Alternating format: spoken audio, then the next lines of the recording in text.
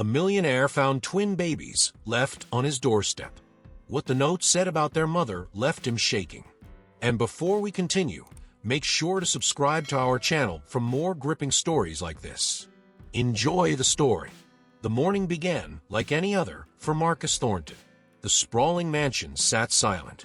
Perched atop a hill overlooking the city, he had conquered piece by piece through ruthless ambition and unparalleled business acumen. For Marcus, life was a series of calculated moves, each one carefully designed to maintain the empire he had spent decades building. But this morning, as the sun cast its pale light across the manicured lawns and marble floors, a sharp knock echoed through the grand entryway. Marcus frowned. He wasn't expecting anyone, and visitors were rare at his estate, especially unannounced ones. Still clad in his silk robe, he made his way to the heavy oak door, irritation mounting with each step.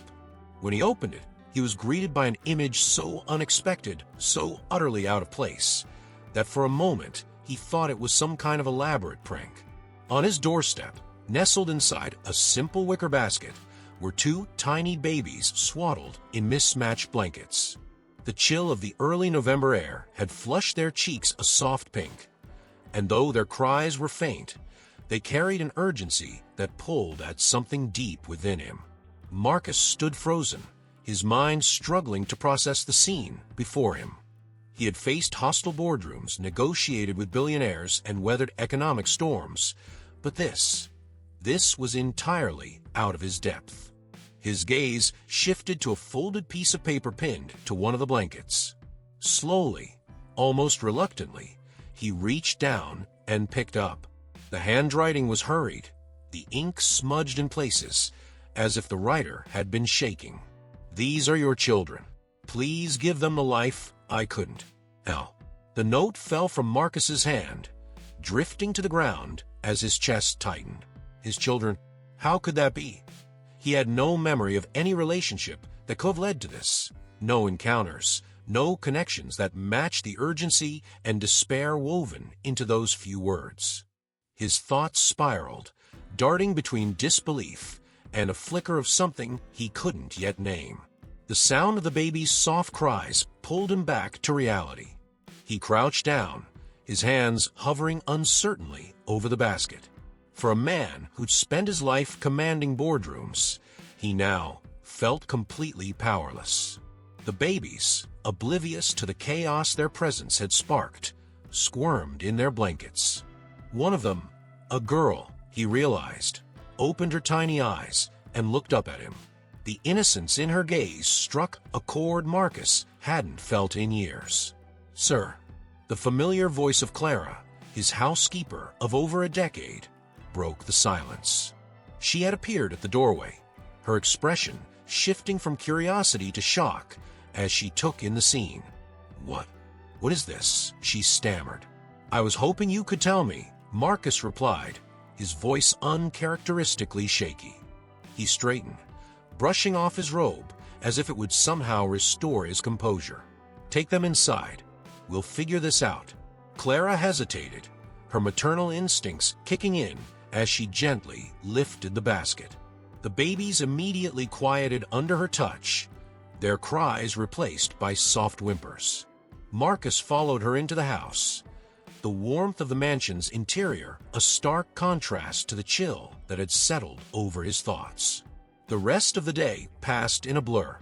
Doctors were called to examine the babies, ensuring they were healthy despite their fragile appearance. Marcus watched from a distance, pacing his study as he tried to make sense of the situation.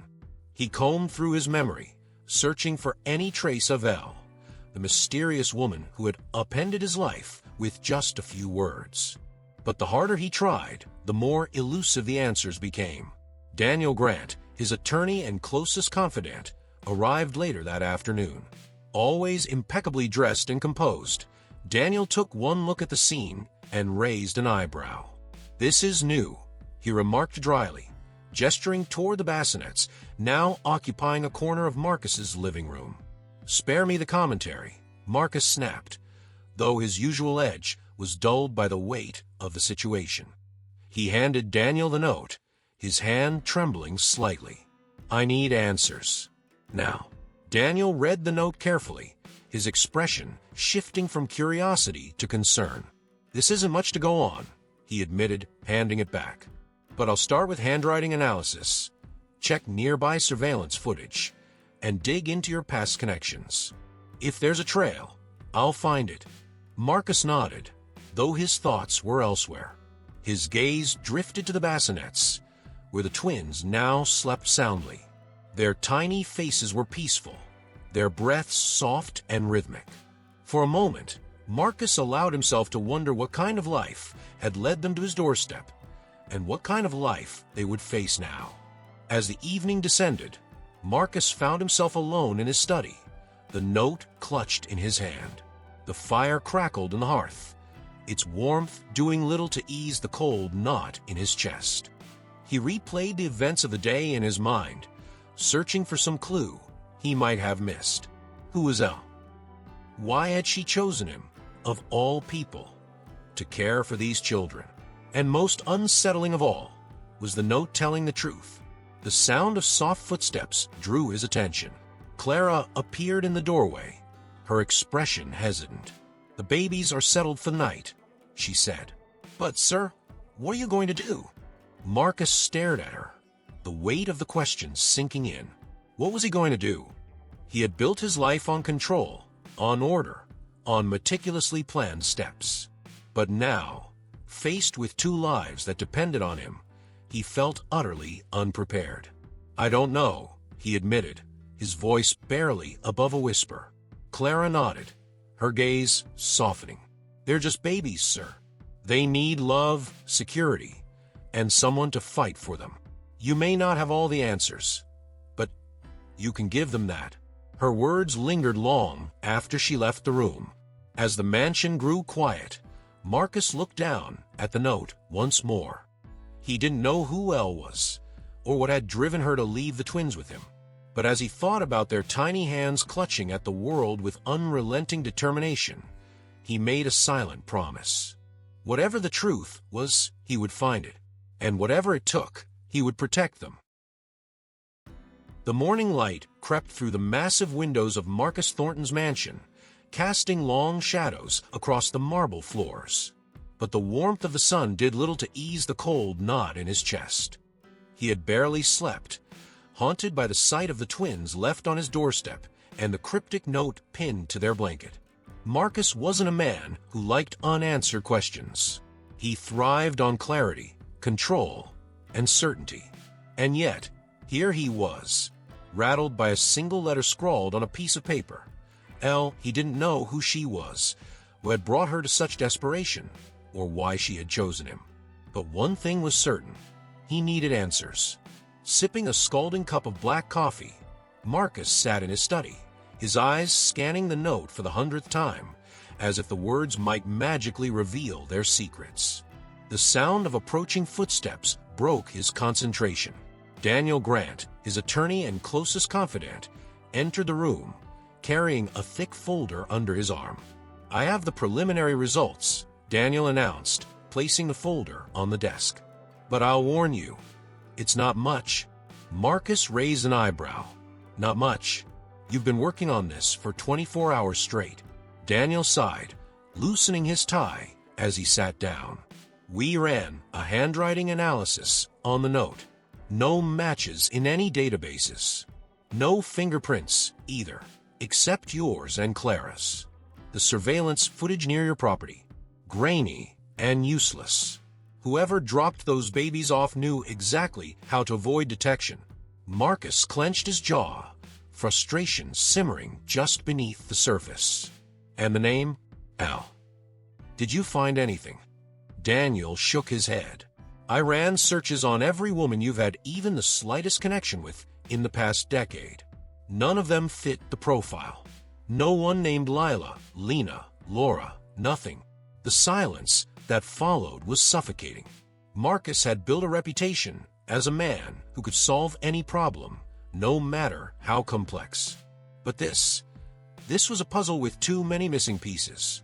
They didn't just appear out of thin air, Marcus muttered, more to himself than to Daniel.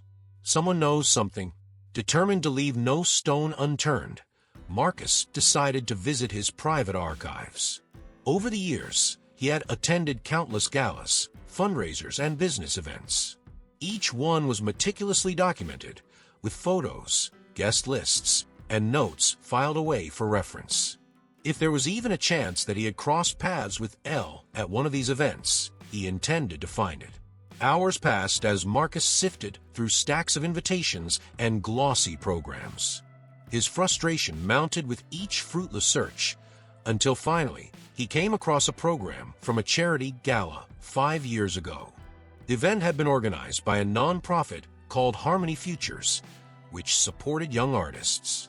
And there, listed among the performers, was a name that caught his eye.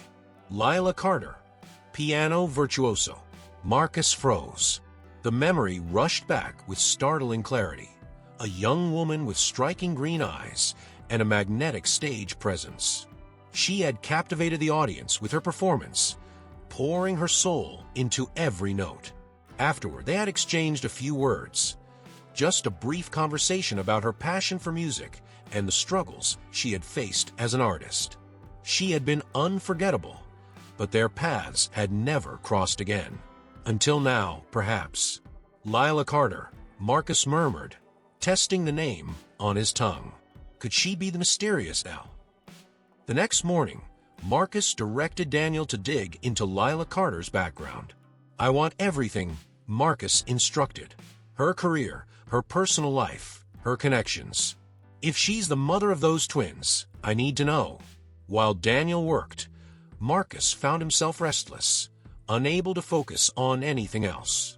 He wandered through the mansion, pausing outside the nursery where Clara was tending to the twins. They cooed softly, their tiny hands grasping at the air as if reaching for something just beyond their grasp. Clara looked up, her expression a mix of exhaustion and tenderness. They're beautiful, aren't they? She said softly. Marcus nodded, his gaze lingering on the babies. Have you ever seen anything like this, Clara? A woman leaving children on a doorstep with nothing but a note. Clara shook her head. No, sir. But I know one thing. Whoever their mother is, she must have loved them very much to make such a sacrifice. The words hit Marcus harder than he expected. He had spent so much time thinking about the mystery of Elle that he hadn't considered the courage it must have taken for her to leave her children behind, trusting him, a near stranger, to care for them. By evening, Daniel returned with new information. I found a trail, he announced, dropping another folder on Marcus's desk. Lila Carter had a promising career as a pianist after that gala. But about 3 years ago, she vanished from the public eye. No concerts, no interviews. She just disappeared. Marcus's brow furrowed. Why? Daniel hesitated. Medical records suggest she was diagnosed with a rare autoimmune disease. It's expensive to treat and debilitating if left unchecked. She likely couldn't afford the medical bills. A wave of guilt washed over Marcus. He had spent his life amassing wealth and power, yet someone like Lila had been crushed under the weight of medical bills. What happened to her after the diagnosis? Marcus pressed. That's the part we're still trying to figure out, Daniel admitted. There's no record of her recent whereabouts. It's like she disappeared completely. Marcus leaned back in his chair, the weight of the situation pressing down on him. Lila Carter, a once promising artist, had vanished into obscurity, leaving behind 2 children and a cryptic note. And yet, the question that haunted him most was one he couldn't yet answer. What had driven her to his doorstep? That night, as the mansion fell silent, Marcus returned to his study. He laid out all the evidence, Lila's medical records, the lawsuit, the eviction notices, and the note she had left with the twins. Each piece felt like part of a puzzle he couldn't quite complete. Then he noticed something he hadn't before. The eviction notice from Lila's last known address included a forwarding address, a shelter in a run-down part of the city. Marcus felt a surge of urgency. If Lila had stayed there, Maybe someone at the shelter knew where she had gone next. Without hesitation, Marcus picked up the phone and called Daniel. "I have a lead," he said. "Meet me at this address tomorrow morning. We're going to find out what really happened to Lila." As he hung up, Marcus felt a rare mix of hope and dread. He was closer than ever to uncovering the truth, but he couldn't shake the feeling that the answers would come at a price. The following morning, Marcus Thornton sat in his study, the quiet hum of the mansion amplifying the storm raging inside him. The revelations about Lila Carter had opened a floodgate of questions, each more troubling than the last. A once promising pianist who had vanished into obscurity, a rare illness, and now 2 children left at his doorstep. The pieces were starting to form a picture, but too much of it remained shadowed in mystery. Marcus's thoughts were interrupted by Daniel Grant, who entered the study carrying a thick stack of documents. His expression was grim, a clear indicator that whatever he had uncovered wasn't good news. "I've dug deeper into Lila Carter's history," Daniel began, placing the stack on the desk. "It's complicated." Marcus gestured impatiently for him to continue. "Spare me the suspense, Daniel. What did you find?" Daniel opened the file, revealing pages filled with medical records, eviction notices, and court filings. After her diagnosis 3 years ago, Lila tried to keep up her career, but the medical costs were overwhelming. She burned through her savings and eventually fell behind on rent. She was evicted twice in 2 years. Marcus frowned, guilt creeping into his chest. He had spent his life accumulating wealth, yet someone like Lila had been crushed under the weight of medical bills. What about family? Friends? Did she have anyone? Daniel shook his head. No close family. Her parents passed years ago, and there's no record of siblings. She seemed to rely on a few friends in the music community, but most of them lost touch when she withdrew from public life. And after that, Marcus pressed. Daniel hesitated before sliding a document across the desk. "This is where it gets worse. Lila filed a lawsuit 3 years ago against one of your former subsidiaries." Marcus's heart sank. "What kind of lawsuit?" "Unsafe working conditions," Daniel replied. "Apparently, she took a temporary office job after her performances dried up. The subsidiary was using unsafe cleaning agents in their offices, chemicals that could exacerbate autoimmune disorders.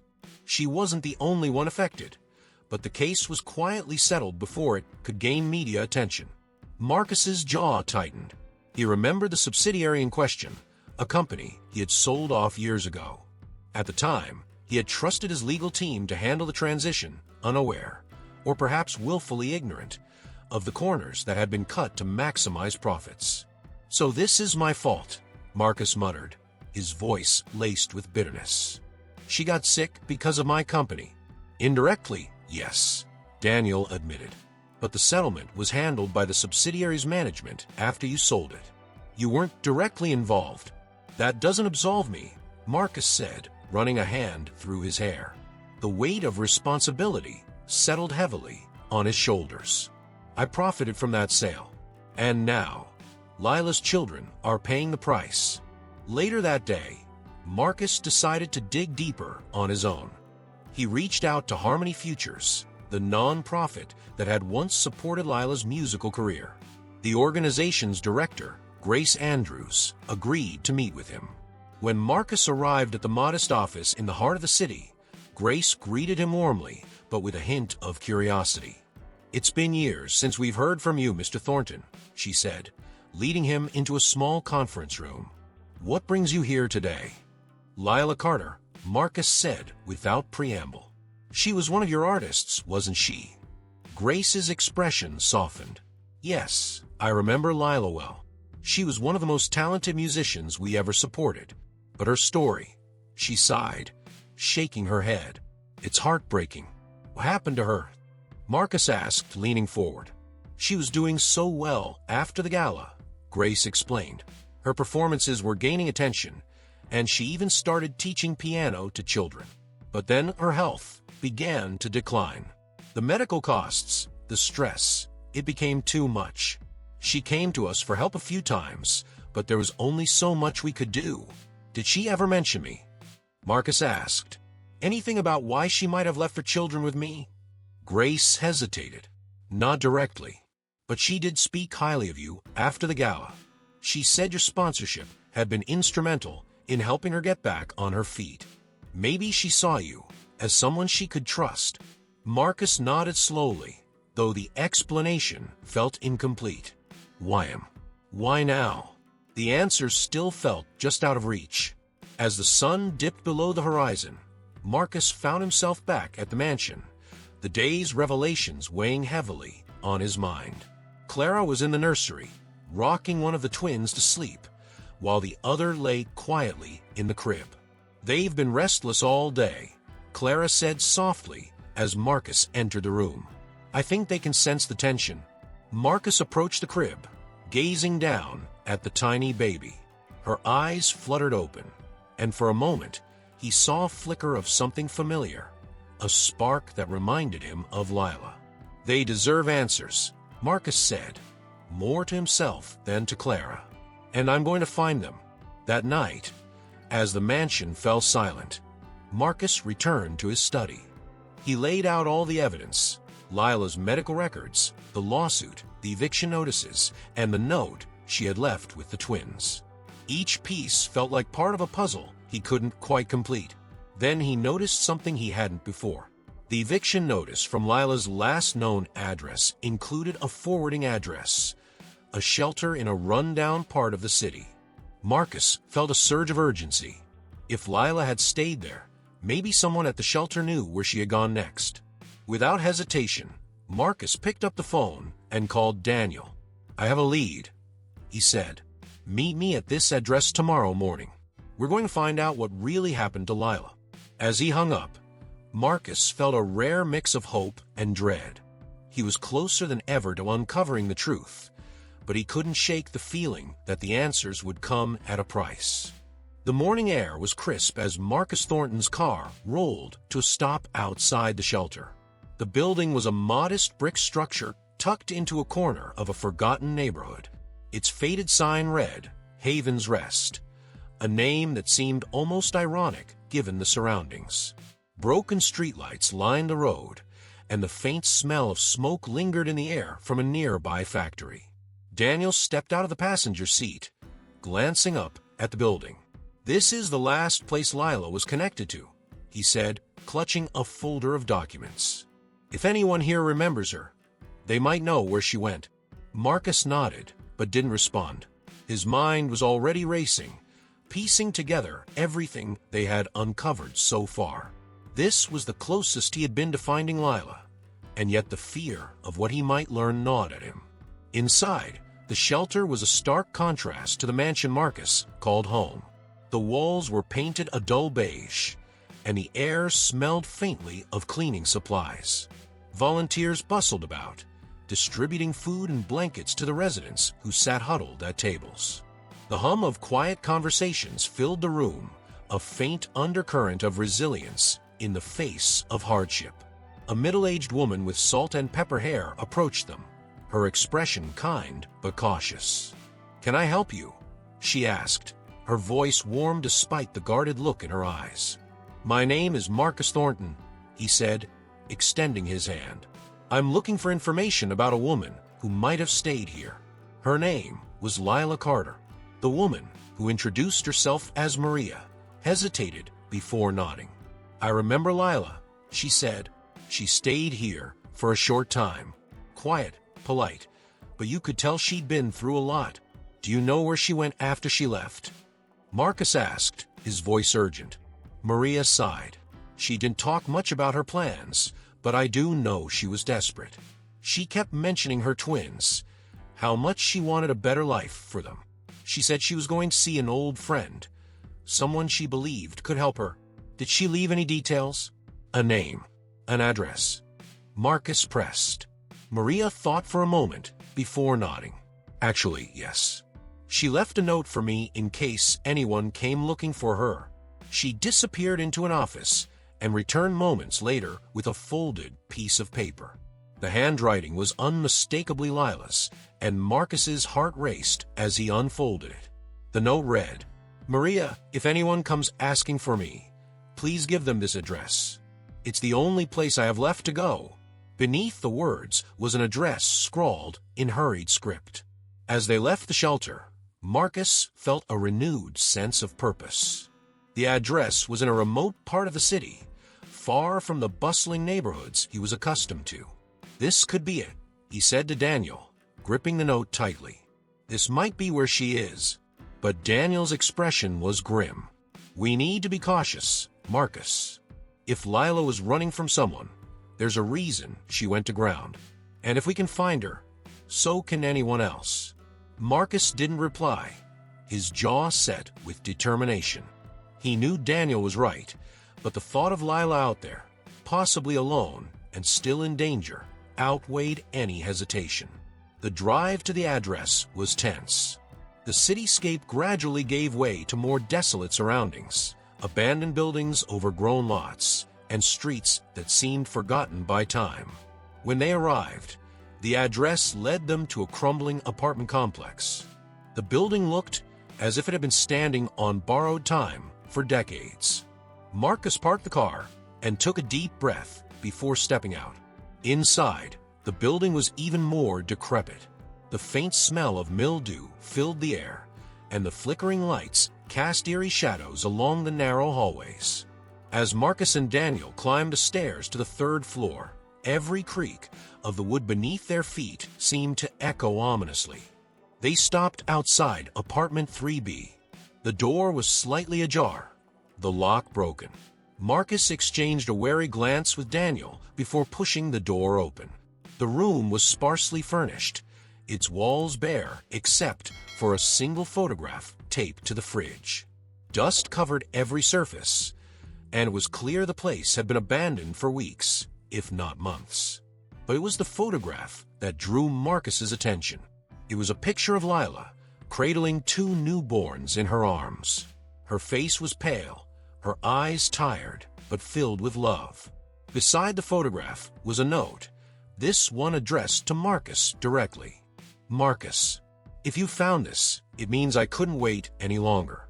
I don't know if I'll ever have the chance to explain everything, but I need you to know this.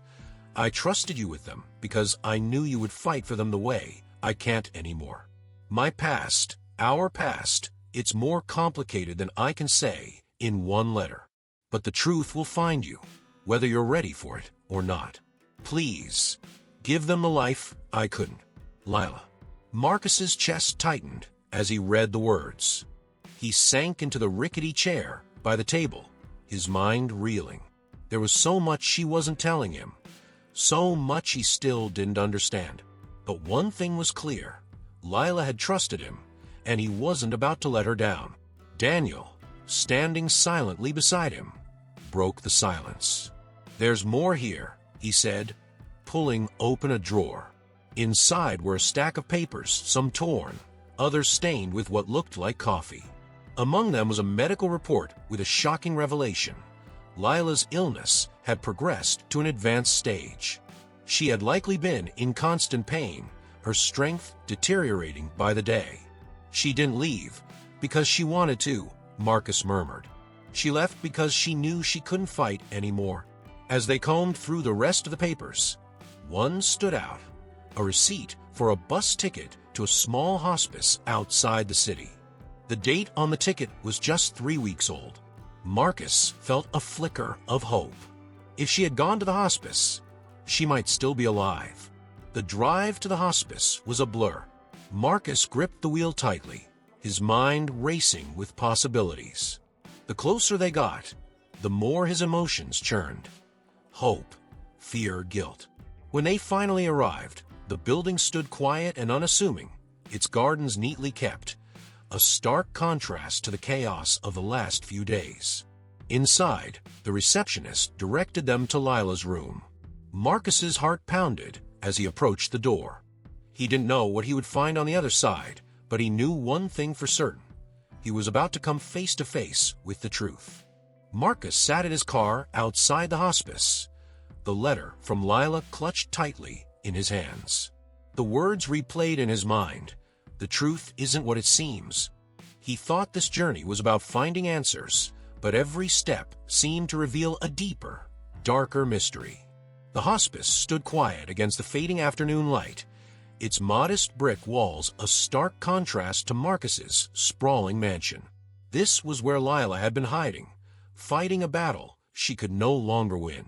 The weight of guilt pressed against Marcus's chest.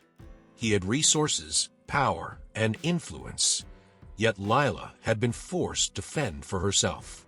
Now, as the pieces began to come together, Marcus realized the price she had paid for her silence. Inside Lila's room, the air was heavy with the faint smell of antiseptics. Lila lay in a narrow bed, her frail form almost lost among the white sheets. Her green eyes, though dulled by exhaustion, still held a spark of determination. As Marcus entered, she turned her head toward him, a faint smile softening her gaunt features. "You found me," she whispered, her voice barely audible. "I did," Marcus replied, pulling a chair close to her bedside. "But I wish you'd come to me sooner, Lila. You didn't have to face this alone." Lila's smile faded as she looked past him, her gaze distant. "I couldn't risk it," she murmured. "Not with them." "The twins," Marcus said, his tone softening. "You left them with me because you thought I could protect them. But why, Lila? Why me?" She hesitated, her fingers fidgeting with the edge of the blanket. "Because you were the only one I could trust," she said finally. "At the gala, when you talked about your past, about building your life from nothing, I saw the kind of person you are. And after you helped me with the donation, I knew you weren't like the others." Marcus frowned. "Donation?" Lila nodded. "You funded my music lessons for 2 years. That gesture, it gave me hope when I had none. You probably don't even remember it, but for me it meant everything. So when I had no options left, you were the only person I could think of." The words hit Marcus like a blow. He had made that donation years ago, never expecting anything in return. Yet for Lila, it had been a lifeline. He reached out, placing a hand over hers. "I won't let you down," he said, "but I need to know the truth. What happened to you, Lila?" Lila closed her eyes, her breathing shallow. When she spoke, her voice was tinged with pain, but steady. "After the gala, things were good for a while. I started teaching music, and for the first time, I felt like I had a future. But then I got sick. The diagnosis, it changed everything. The treatments were expensive, and I couldn't keep up. I lost my apartment, my savings, everything."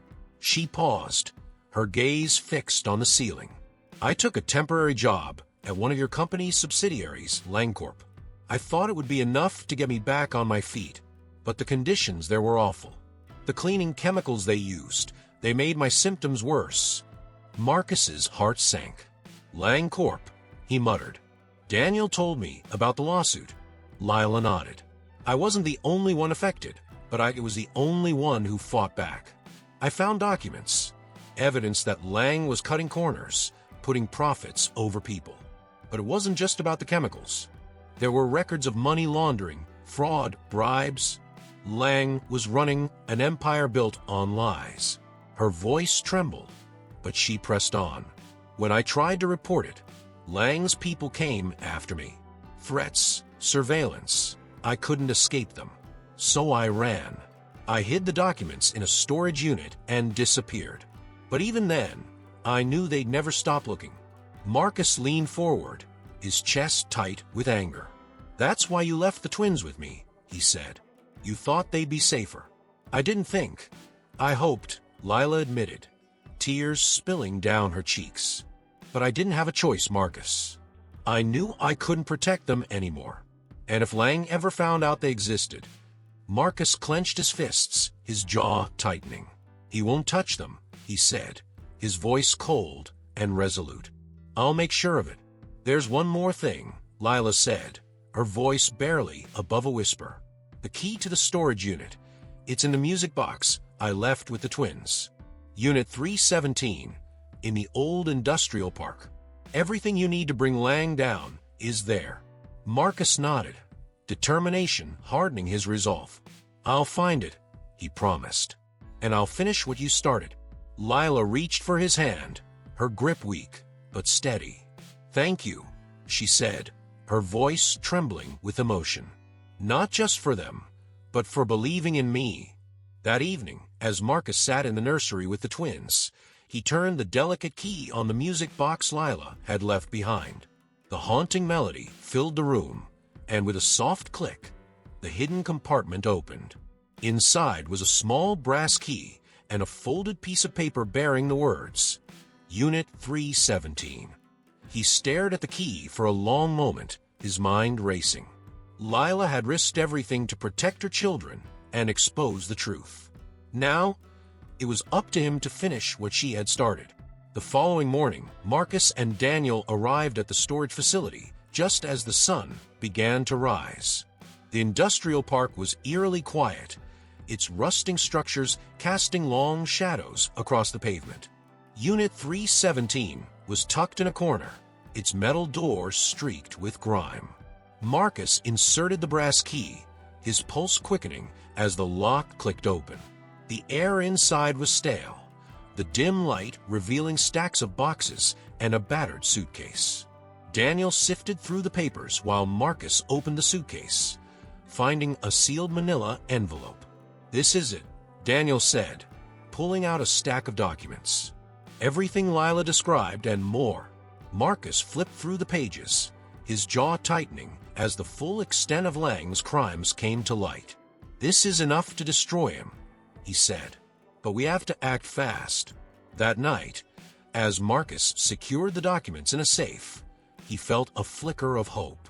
Lila's story was finally coming to light, and Lang's empire was beginning to crumble. But as the mansion settled into silence, Marcus knew the fight was far from over. Lang was a man who thrived on fear, and now that fear was turning toward him. But Marcus Thornton was no stranger to adversity. For the first time in years, he felt truly alive, not for himself, but for the twins who had given his life a new purpose. This isn't over, he said quietly, looking out into the dark. Not until justice is served. The wind howled outside Marcus Thornton's mansion, rattling the windows as though echoing the chaos inside his mind. He sat at his desk, a man accustomed to wielding power, now grappling with the weight of a truth he couldn't ignore. Lila Carter's story had shattered his carefully constructed world, revealing not only the depths of her struggle, but also the lurking shadow of Victor Lang, a man whose reach Marcus had underestimated. As the fire crackled in the hearth, Daniel walked into the study, carrying a thick folder. His expression was grave, the lines on his face deeper than usual. "We've got a serious problem," he said, dropping the folder on the desk. "Lang knows we're looking into him." Marcus leaned forward, his brow furrowing. "What makes you say that?" Daniel opened the folder to reveal photographs, grainy surveillance shots of Marcus entering and leaving the hospice, speaking with Lila, and even standing outside Haven's Rest, the shelter where they had uncovered her trail. Beneath the photos was a handwritten note in sharp, blocky letters. "Stop digging, or you'll regret it." Marcus stared at the note, his jaw tightening.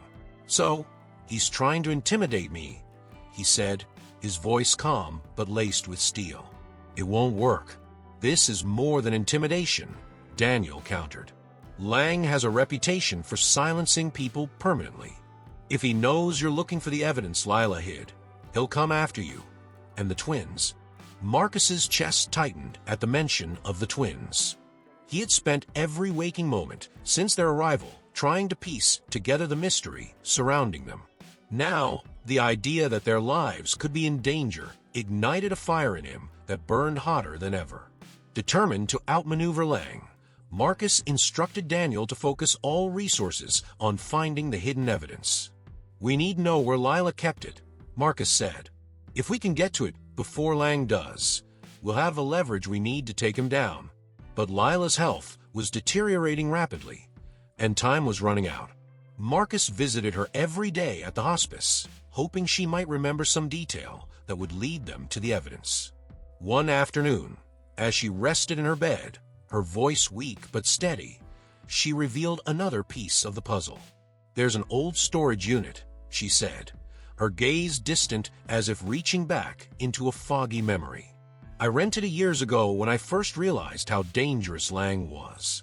I hid the documents there, but I haven't been back since." Marcus leaned closer. "Where is it, Lila? What's the address?"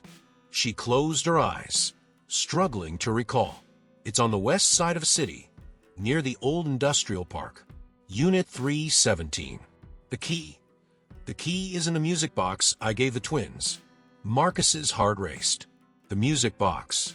It had been tucked into the basket with the twins when he first found them, a small but intricate wooden box that played a haunting melody when wound. He had nearly overlooked it, thinking it was just a sentimental keepsake. Now, it was the key to uncovering everything. That evening, back at the mansion, Marcus retrieved the music box from the nursery. The twins were asleep, their soft breathing a reminder of why he was fighting so hard. As he turned the delicate key on the box, the familiar tune began to play, and the hidden compartment clicked open. Inside was a small, tarnished brass key and a folded piece of paper with the words Unit 317 scrawled in Lila's handwriting. "We've got it," Marcus told Daniel, who was already coordinating a security detail. "But we need to move fast. If Lang gets there first." "We'll make sure that doesn't happen," Daniel assured him. "But Marcus, we have to be smart about this.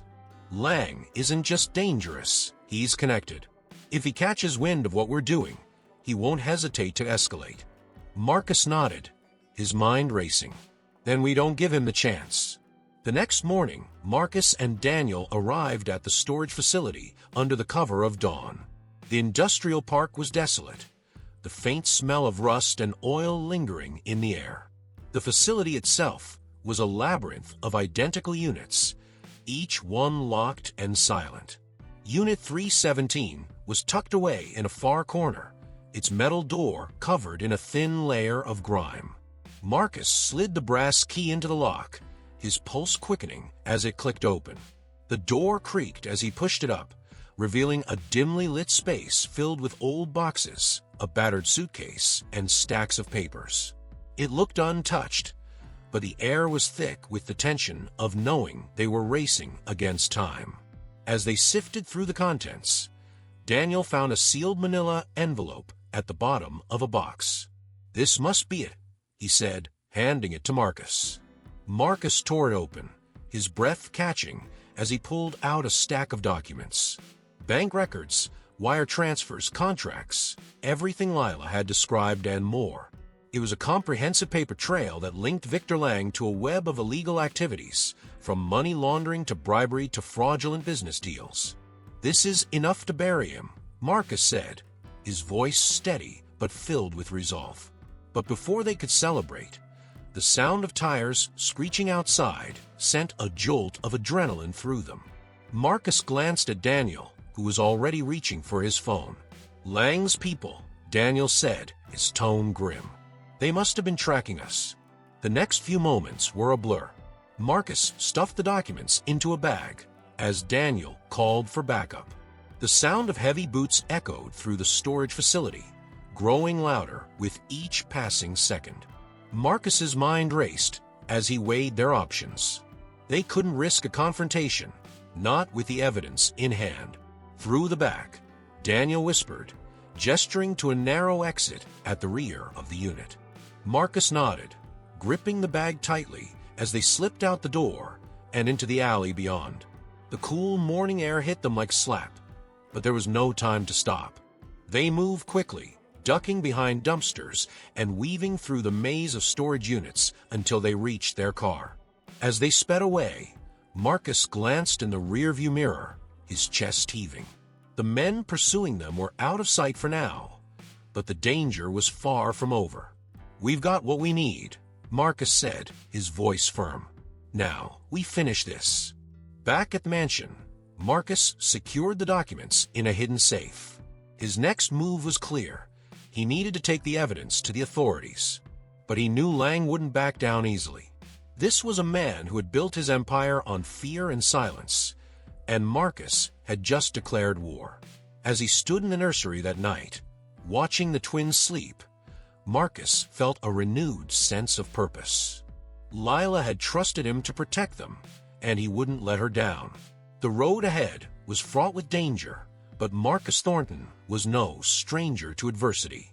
Lang had underestimated him, and that would be his downfall. The mansion was quiet in the hours before dawn, but the air was heavy with tension. Marcus Thornton sat in his study, staring at the documents they had recovered from Lila's storage unit. Each page was a weapon capable of dismantling Victor Lang's empire, but it also painted a chilling picture of a man willing to destroy anyone who crossed him. Lang had already made his intentions clear. The black SUVs that had chased Marcus and Daniel from the storage facility, the threats scribbled on notes. This wasn't just about intimidation. Lang wanted the documents back, and he didn't care who got hurt in the process. Daniel walked into the study, his expression grim. "We've fortified the mansion," he said, placing a folder on the desk. "Guards at every entrance, cameras covering every blind spot. If Lang tries anything, we'll be ready." Marcus nodded, but his jaw tightened. "It's not enough," he said. "Lang knows we have the evidence, and he knows we're working with the authorities. He won't wait for us to make the next move." "Then what do you suggest?" Daniel asked. "We draw him out," Marcus said, his voice steely. "Let him come to us." Daniel's eyes widened. "You want to bait Lang into attacking the mansion? That's insane, Marcus." "No," Marcus said, his gaze unwavering. "It's calculated. Lang thrives on fear, but he's desperate now. If we hit back hard enough, we'll force him to overreach." By midday, Marcus had leaked a story to the media. The headline read, "Victor Lang under federal investigation for fraud and corruption." The article detailed his years of illegal activities, naming Marcus as the whistleblower who had exposed the operation. It was a bold move, one Marcus knew would infuriate Lang. The trap was set. All they could do now was wait. That evening, the tension in the mansion was palpable. Guards patrolled the grounds, radios crackling with periodic updates. Clara stayed upstairs in the nursery with the twins, the door locked and guarded by two armed men. Marcus had made sure they were as safe as possible, but the weight of responsibility pressed heavily on him. As the hours ticked by, the first sign of trouble came shortly after midnight. One of the guards reported movement near the eastern perimeter. Moments later, the security cameras picked up a convoy of black SUVs pulling up to the gates. Marcus's stomach dropped. Lang had taken the bait. The SUVs stopped just outside the gates, and a figure emerged from the lead vehicle. Even through the grainy camera feed, Marcus recognized him instantly. Victor Lang, dressed in a tailored suit, strode confidently toward the gates, flanked by a dozen armed men. "He's here," Marcus said, his voice calm but firm. "Let him in." Daniel stared at him in disbelief. "You can't be serious." "This ends tonight," Marcus replied. "We don't let him walk away from this." The gates creaked open, and the convoy rolled up the driveway. Lang stepped out, his eyes scanning the mansion like a predator surveying its prey. Marcus stood waiting in the grand foyer, his arms crossed, his expression unreadable. Behind him, Daniel and several guards stood ready, their hands hovering near their weapons. "Thornton," Lang said, his voice dripping with mock politeness. "You've been busy, and you've been sloppy," Marcus replied, his tone cold. "You built your empire on lies and fear, but it's over now. We have everything we need to bring you down." Lang chuckled, shaking his head. "Do you really think a few pieces of paper will stop me? You're a businessman, Marcus. You know how the world works. People like me don't lose." "No," Marcus said, stepping closer. "You lose because people like me stop letting you win." Lang's smile faltered, replaced by a flicker of anger. "You're playing a dangerous game," he said, "and you're putting those children at risk." At the mention of the twins, Marcus's voice dropped to a deadly calm. "If you come near them again, I will destroy you." The two men stared each other down, the tension between them electric. Finally, Lang stepped back, his smirk returning. "You've made your choice, Thornton," he said. "Let's see if you can live with it." With that, he turned and walked back to his SUV, his men following closely behind. The convoy disappeared into the night, leaving Marcus standing alone in the foyer. The quiet that followed was short-lived. Minutes after Lang's departure, the mansion's alarms blared. Marcus rushed to the security monitors, where he saw several figures scaling the outer walls. Lang had left, but his men were launching a coordinated attack. "Protect the nursery," Marcus barked to the guards, and locked down the main floor. As gunfire erupted outside, Marcus sprinted upstairs to check on the twins. Clara was in the nursery, holding one of the babies while the other lay in a crib. Two guards stood by the door, their weapons drawn. "They're safe," Clara said, her voice steady despite the chaos. "No one will get past us." Marcus nodded, placing a hand on her shoulder. "Thank you, Clara. Stay with them." The battle raged for what felt like hours, but in reality, it was over in minutes. Marcus's security team, bolstered by reinforcements, managed to repel the attackers. Several of Lang's men were captured and handed over to the authorities, while the rest fled into the night. One of the captured men, a wiry figure with a scar across his cheek, was interrogated by Daniel. "Who sent you?" Daniel demanded. The man hesitated, but the cold fury in Daniel's eyes broke his resolve. "Lang," he admitted. "He wanted us to retrieve the documents. Said he'd handle Thornton himself." Marcus watched the exchange from a distance, his jaw tightening. Lang wasn't just trying to protect his empire. He was making it personal. By dawn, the mansion was secure once more. Marcus stood in the nursery, watching the twins sleep. Their tiny faces were peaceful, unaware of the chaos that had unfolded around them. Marcus felt a surge of determination as he looked at them. Lang had underestimated him, but that mistake would cost him everything.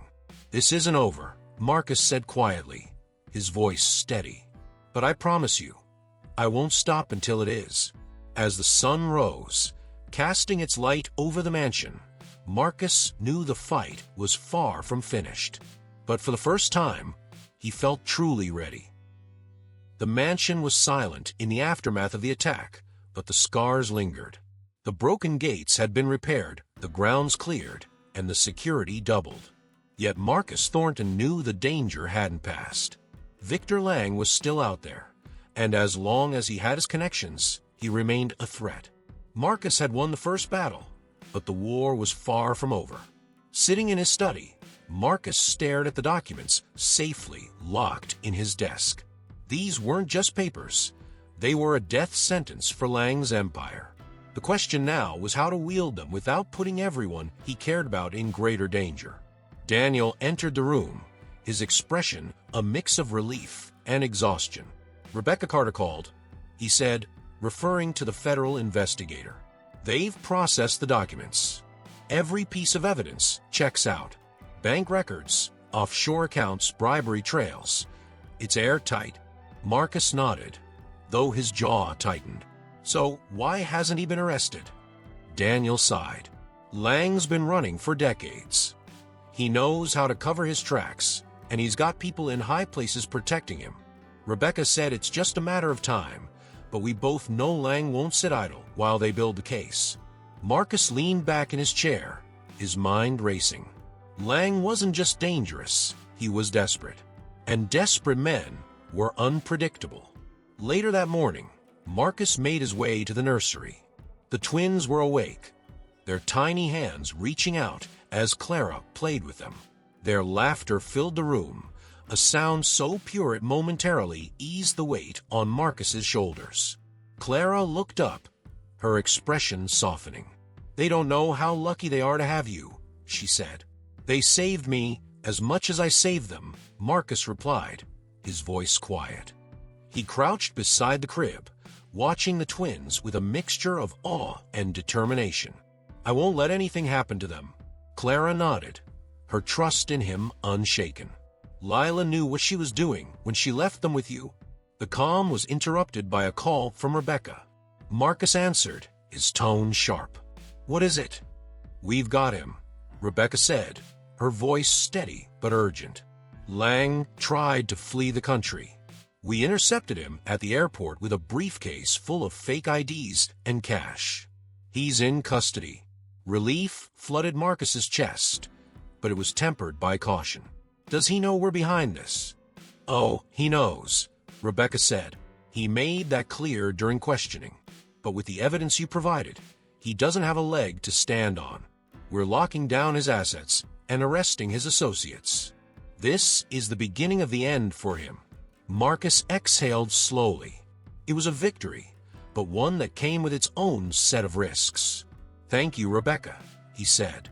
Let me know if you need anything else. That evening, as the sun set over the mansion, Marcus sat in the nursery with the twins. Their tiny forms were peaceful as they slept, their breaths soft and steady. Beside him, Clara handed him an envelope. The hospice sent this, she said. It's from Lila. Marcus opened the envelope, his hands trembling slightly. Inside was a handwritten letter, the ink slightly smudged as though Lila had written it in her final moments. Marcus, if you're reading this, it means my fight is over. I wish I could have stayed longer, but I know you'll carry on for me. The twins, they're everything to me, and now they're everything to you. I chose you because I saw something in you that night at the gala. Strength, kindness, and a willingness to do what's right, no matter the cost. You proved me right in every way. Please, love them as your own. Give them the life I couldn't. And don't forget that you've already changed their lives, just as you changed mine. Thank you, Marcus, for everything. With love, Lila. Tears filled Marcus's eyes as he folded the letter carefully. He placed it in the music box Lila had left with the twins, a keepsake that now carried even more meaning. He looked at the twins, their tiny faces serene. I promise, Lila, he whispered. They'll have the life you dreamed of. In the days that followed, news of Victor Lang's arrest spread quickly. The media devoured every detail of the scandal, painting Lang as the mastermind behind a sprawling web of corruption. His empire crumbled as his allies turned against him, desperate to save themselves. For Marcus, the victory was bittersweet. Lang's downfall didn't erase the sacrifices Lila had made or the danger she had endured, but it gave her story meaning. It ensured her children would grow up in a world free from Lang's shadow. Months later, Marcus stood in the garden of his mansion, watching the twins play. Their laughter echoed across the grounds, a sound that reminded him of how far they had come. Daniel approached, a rare smile on his face. You did it, he said. Lang's gone. The twins are safe. Lila would be proud. Marcus nodded, his gaze never leaving the children. This isn't just about taking Lang down, he said. It's about building something better. For them, for their future. As the sun dipped below the horizon, Marcus felt a sense of peace he hadn't known in years. The fight had been long and harrowing, but it had been worth it. Lila's sacrifice, the danger, the pain, it had all led to this moment. And for the first time in his life, Marcus Thornton felt truly free. And now, I want to hear from you. Which part of this story touched your heart the most? Leave a comment and share your thoughts. And of course, if you enjoyed this story, don't forget to subscribe to our channel for more narratives like this. Each subscription helps us continue bringing exciting stories to you. Thank you for watching, and see you next time.